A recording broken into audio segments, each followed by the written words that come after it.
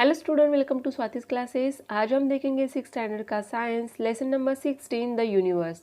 तो यूनिवर्स के बारे में कुछ अच्छी इन्फॉर्मेशन जो है हम इस लेसन में देखने वाले हैं। तो लेसन को स्टार्ट करने से पहले अगर आपने चैनल को सब्सक्राइब नहीं किया होगा तो सब्सक्राइब कर लीजिए। आपको 6 स्टैंडर्ड के सारे सब्जेक्ट की सारी वीडियोज़ इस चैनल पर मिल जाएंगी। तो देखिए, स्टार्टिंग में ही आपको यहाँ पे पिक्चर दिया है जिसमें जो दो बॉयज़ है वो क्या कर रहे हैं, टेलीस्कोप के हेल्प से स्काई में ऑब्जर्व कर रहे हैं। तो यहाँ पे आपको दिया वही है ऑब्जर्व एंड डिस्कस में कि आपको टेलीस्कोप के हेल्प से स्काई को क्या करना है, जब क्लियर नाइट होंगी विदाउट क्लाउड्स तो आपको ऑब्जर्व करना होगा।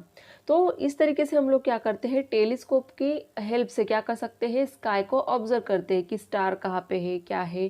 तो वो चीज़ें हम किससे देखते हैं, तो टेलीस्कोप की हेल्प से। इसे ऑब्जर्वेशन ऑफ द स्काई हम कहते हैं कि हम चीज़ें ऑब्जर्व कर सकते हैं, कौन से स्टार्स वगैरह होते हैं नाइट में अगर हम देख पाएंगे तो। If you observe the clear sky on a dark night you will see a smoky white band full of stars spreading north south in the sky. अगर रात के समय में जब क्लियर स्काई होगा, मीन्स क्लाउड्स नहीं है, या फिर बारिश के दिनों में अगर हम देखोगे तो देखते हैं तो क्या होता है, क्लाउड्स ज़्यादा दिखाई देते हैं, उस समय हमें स्टार्स नहीं दिखाई देते हैं। तो जब क्लियर स्काई होगा, डार्क नाइट होगी, तो उस समय अगर आप देखोगे तो नॉर्थ साउथ डायरेक्शन में आपको आसमान में क्या दिखाई देगा, तो स्मोकी वाइट बैंड दिखाई देगा, किसका, स्टार्स का। तो उसे ही क्या कहा जाता है, दिस इज द मिल्की वे, उसे ही मिल्की वे कहा जाता है। और एक अदर नाम भी है उसका, it is also known as Mandakini. एक दूसरा नाम क्या है उसका, मंदाकिनी। आपको साइड में पिक्चर दिखाई दे रहा है, द मिल्की वे कुछ इस तरीके से दिखाई देगा आपको आसमान में अगर आप रात में देखोगे तो। और यहाँ पे देखिए location of the sun, means इतना छोटा सा हमारा सन है, तो सोचिए आप मिल्की वे या फिर स्टार्स उसमें कितने सारे होंगे। A group of innumerable stars and their planetary system are together known as the galaxy।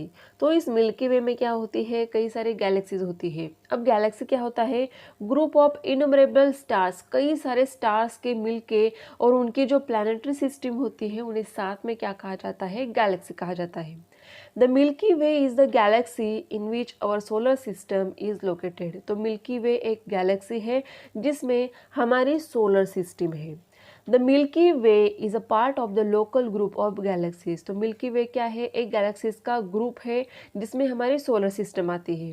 There are many such galaxies in the universe. तो यूनिवर्स में ऐसे कई सारी गैलेक्सीज हैं जिनमें से एक गैलेक्सी में मिल्की वे में हमारी क्या आती है, सोलर सिस्टम आती है। नेक्स्ट देखेंगे, the milky way included many stars smaller than our sun as well as many other that are thousand of times bigger than the sun. तो अगर हम गैलेक्सीज में देखेंगे तो वहाँ पे हमारे सन के जैसे, सन से छोटे और सन से बड़े कई सारे बिगर क्या है, स्टार्स वहाँ पे होते हैं। It also includes many other celestial bodies such as a cluster of stars, nebulae, clouds of gases, clouds of dust, dead stars, newly born stars etcetera.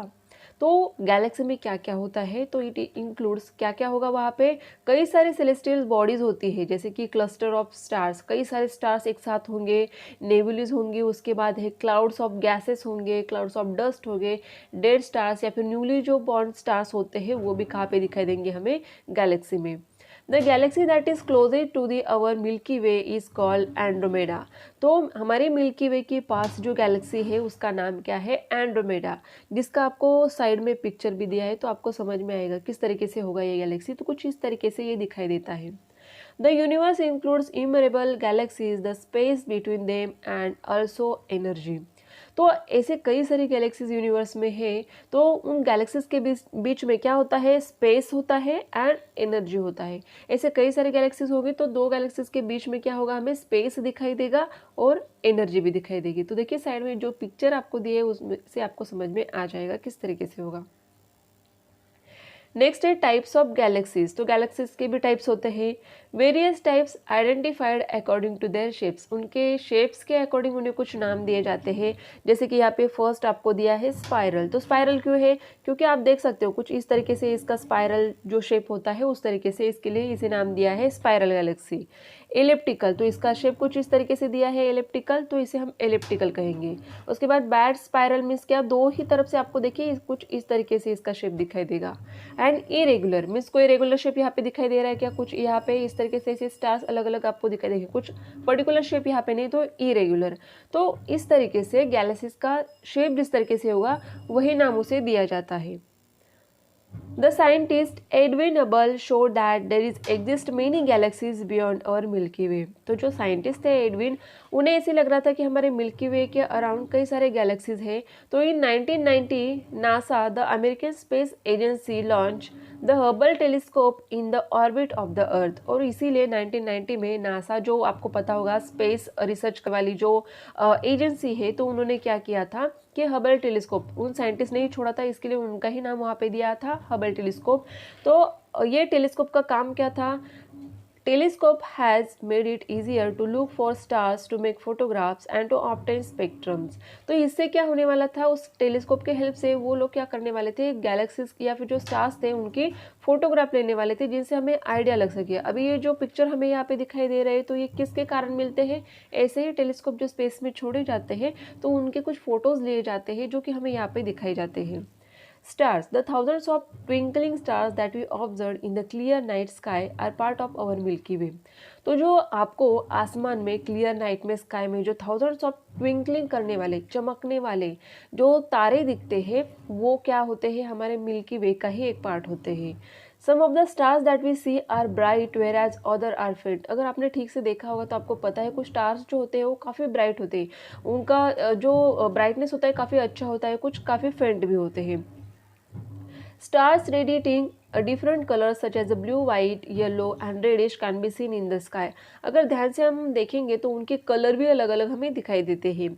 We also see stars with varying brightness। तो उनकी brightness जो होती है वो भी vary होती रहती है, कम ज़्यादा होती है। The birthplace of stars are the huge nebulae made of dust particles and gases। तो ये स्टार्स कैसे बनते हैं? तो नेबुलस से बनते हैं। नेबुले क्या होते हैं? तो डस्ट पार्टिकल एंड गैसेस से बने होते हैं। जैसे कि साइड में आपको पिक्चर दिया है, तो यहाँ से स्टार्स बनते हैं।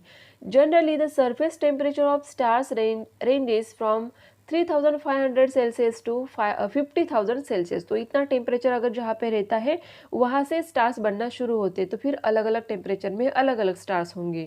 The colour of the star changes according to their temperature. जिसका टेम्परेचर अलग, जैसे कि टेम्परेचर के अकॉर्डिंग उनके क्या होते होंगे, कलर चेंजेस होते हैं। तो नेबुला आपको साइड में दिख रहा है, तो इसमें से क्या बनते हैं? Stars. Some types of stars. तो स्टार्स के भी कुछ टाइप्स है, जैसे कि सन लाइक स्टार्स। जैसे कि हमारा सन क्या होता है? एक स्टार ही है, तो सन के जैसे स्टार्स होते हैं। This stars can be slightly smaller और बिगर दैन द सन। सन के जैसे या फिर सन से छोटे मोटे ऐसे थोड़े से क्या होते हैं? वो सन लाइक स्टार्स होते हैं। But there is a lot of difference in their temperature. लेकिन हर एक स्टार का जो टेम्परेचर होगा वो अलग होगा। जैसे कि सन का टेम्परेचर काफ़ी ज़्यादा होता है। Example stars like a Sirius, Alpha Centauri. तो ये क्या होते हैं? कुछ नाम दिए हैं, एग्जाम्पल्स दिए आपको सन लाइक स्टार्स के। नेक्स्ट है red giants. The temperature of the stars ranges between 3000 degree Celsius and 4000 degree Celsius. उनके बीच में जो बनते हैं उन्हें रेड जायंट्स कहा जाता है। But their luminance can be 100 times that of the sun. तो सन से 100 टाइम्स ज़्यादा उनकी ल्यूमिनियस मीन्स चमक होती है। Their diameter is 10 to 100 times that of the sun and they are red in colour. तो सन से भी काफ़ी ज़्यादा बड़े होते हैं और इनका जो कलर होता है वो रेड होता है, इसके लिए उन्हें रेड जायंट्स, जायंट्स मीन्स बड़े हैं, इसके लिए उनका नाम ही रेड जायंट्स ऐसे दिया है। Next is supernova. These are even brighter and larger than the red giant stars. अभी देखिए रेड जायंट से भी ज़्यादा बड़े कौन से होते हैं? तो supernova. Their temperature is between 3000 to 4000 degree Celsius, but their diameter can be more than 100 times greater than that of the sun। सन से 100 टाइम्स ज़्यादा उनका डायमीटर मीन्स इतना बड़ा होता है। एंड टेम्परेचर 3000 डिग्री टू क्या दिया है? 4000 डिग्री सेल्सियस इतना होता है। और ये रेड जायंट से भी बड़े होते हैं, सुपरनोवा। उसके बाद दिया है बाइनरी और twin stars. More than half of the stars in sky are binary stars. They consist of 2 stars that revolve around each other. ऐसे स्टार्स होते हैं कि वो दो अगर स्टार है तो वो एक दूसरे के अराउंड ही क्या करेंगे? रिवॉल्व करते हैं। At a times 3 or 4 stars that revolve around each other have also been located. तो 2 से या फिर 4 अगर स्टार एक जगह पे होंगे तो एक दूसरे के अराउंड वो क्या करते हैं? रिवॉल्व करते हैं। जैसे कि हमने देखा है हमारी अर्थ जो है सन के अराउंड रिवॉल्व करती है, तो उसी तरीके से ये स्टार भी एक दूसरे के अराउंड क्या करते हैं? रिवॉल्व करते हैं। तो इसीलिए इन्हें बाइनरी और ट्विन स्टार्स, दो स्टार्स होते हैं मोस्टली, तो इन्हें ट्विन स्टार कहा गया है। वेरिएबल स्टार्स देखेंगे the luminance and shape of the stars is not stable. कुछ स्टार्स ऐसे भी होते हैं कि जिनका शेप जो है वो स्टेबल नहीं रहेगा, चेंज होता है। दे आर कॉन्स्टेंटली कॉन्ट्रैक्टिंग और एक्सपांडिंग। उनका शेप क्यों चेंज होता है, वो कॉन्ट्रैक्ट होते हैं और एक्सपांड होते हैं इसके लिए। When a star expands it emits less energy and such times it brightness decreases. जब वो एक्सपांड होते हैं तो लेस एनर्जी एमिट होती है, जिसके कारण ये क्या होते हैं, कम ब्राइट हमें दिखाई देते हैं। एज अ अगेंस्ट दिस, और इसके एग्जैक्टली उल्टा अगर हमें देखेंगे तो व्हेन अ स्टार कॉन्ट्रैक्ट, जब वो कॉन्ट्रैक्ट होता है तो उसका सरफेस जो होता है, उसका टेम्परेचर जो होता है वो इंक्रीज हो जाता है, जिसके कारण एनर्जी ज़्यादा एमिट होती है और इसीलिए वो हमें ब्राइट दिखाई देता है। तो इसीलिए इनका शेप जो है वो चेंज होगा, क्योंकि वो कॉन्ट्रैक्ट एंड एक्सपांड होते हैं और उनकी एनर्जी कम ज़्यादा एमिट जब होगी तो उसके हिसाब से उनका ब्राइटनेस कम ज़्यादा होता है। For example Polaris means pole stars जो होते हैं वो होते हैं वेरिएबल स्टार्स। तो यहाँ तक आपको समझ में आ चुका होगा। तो उसके बाद हम नेक्स्ट कैन यू टेल में आपको कुछ क्वेश्चंस दिए जो कि काफ़ी मतलब इजी है, जो कि आपने 5th स्टैंडर्ड में सोलर सिस्टम के बारे में पढ़ा है, उसके अकॉर्डिंग ही क्वेश्चन है, तो आपको इजीली आंसर्स आ जाएंगे। जैसे कि which celestial bodies form the solar system. Solar system किससे बने हुए हैं, जो कि आपको पता है प्लैनेट जो कि हमारी अर्थ है, mercury, Venus, Mars, Jupiter, Saturn जो होते हैं, ये जो हमारे प्लैनेट्स हैं उनसे हमारे सोलर सिस्टम बनी हुई है। What is the difference between stars and planets. तो स्टार्स और प्लैनेट्स में डिफरेंसेस आपको 5th स्टैंडर्ड में आपने देखे होंगे। तो स्टार्स क्या होते हैं, चमकते हैं, प्लैनेट्स नहीं चमकते। जैसे स्टार्स का एग्जांपल अगर हम देखेंगे तो सन भी आ जाएगा उसमें, और प्लैनेट का एग्जांपल देखेंगे तो अर्थ आ जाएगा। How many planets are there in our solar system. तो हमारे सोलर सिस्टम में प्लैनेट्स कितने हैं ये आपको पता है, तो आपको कमेंट में इसका आंसर देना है। And what is to be found between Mars and Jupiter, और मार्स एंड जुपिटर के बीच में क्या मिलता है। तो ये दो क्वेश्चन जो है इनके आंसर आपको ऑलरेडी पता होंगे, तो आपको कमेंट में बताने हैं। The solar system. The solar system consists of the sun, the planets, asteroids, comets, and meteors. The planet Mercury, Venus, Mars, Jupiter, and Saturn can be easily seen. तो solar system हमसे हमारी जो बनती है तो उसमें planets आ जाता है, sun आएगा, पूरे जो planets हमारे हैं जो Mercury, Venus, Mars, Jupiter, Saturn, Earth ये सब आ जाएगा। उसके बाद asteroids भी आता है, meteors, comets ये सब आ जाएगा solar system में। साइड में आपको जो दिया है वो हम रीड करेंगे। The Mercury, Venus, Earth and Mars are the inner planets, whereas the Jupiter, Saturn, Uranus and Neptune are outer planets। Means अगर हम देखेंगे तो मर्क्यूरी, विनस, अर्थ, मार्स जो होते हैं वो क्या होते हैं, इन्हीं इनर प्लैनेट्स कहा जाता है, और जो बाहर के साइड से आते हैं बाकी बचे हुए जुपिटर, सैटर्न, यूरेनस, नेपच्यून, ये कौन से होते हैं, outer planets. Outer planets have rings around them. The crust of all the inner planets is hard. जैसे कि अर्थ क्या होती है, इनर प्लैनेट में आ जाती है, तो इसका क्रस्ट कैसे होता है, हार्ड। बाकी जो इनर प्लैनेट्स होंगे उनका भी क्या होगा, क्रस्ट जो होता है वो हार्ड होता है। The outer planets have gaseous outer cover. जो रिंग होती है वो एक्चुअली गैसेस से ही बनी होती है, तो इसलिए उनके अराउंड हमें रिंग दिखाई देती है। अगर हम देखेंगे जैसे कि सैटर्न के अराउंड हम देखते हैं। The sun which is the centre of the solar system is a yellow colour star. और बाकी के जो प्लैनेट्स है वो क्या करते हैं, इनके सन के अराउंड रिवॉल्व करते हैं। Its surface temperature is around 6000 degree Celsius, इतना उसका टेम्परेचर होता है। The size of the sun is so huge that around 13 lakh planet of the size of the Earth can be easily placed within it. कि 13 lakh planets हमारे अर्थ के size के जो है वो बैठ सकते हैं, इतनी बड़ी साइज होती है सन की। Due to the gravitational force of the sun, next क्या दिया है हमें, gravitational force of the sun, the celestial bodies in the solar system revolve around it. और सन के अराउंड जो भी सेलेस्टियल बॉडीज जो होती है जैसे कि प्लैनेट्स है तो वो क्या करते हैं, रिवॉल्व करते हैं। The diameter of the sun is approximately, कितना दिया है हमें ये, 13,92,000 किलोमीटर, इतना उसका डायमीटर होता है।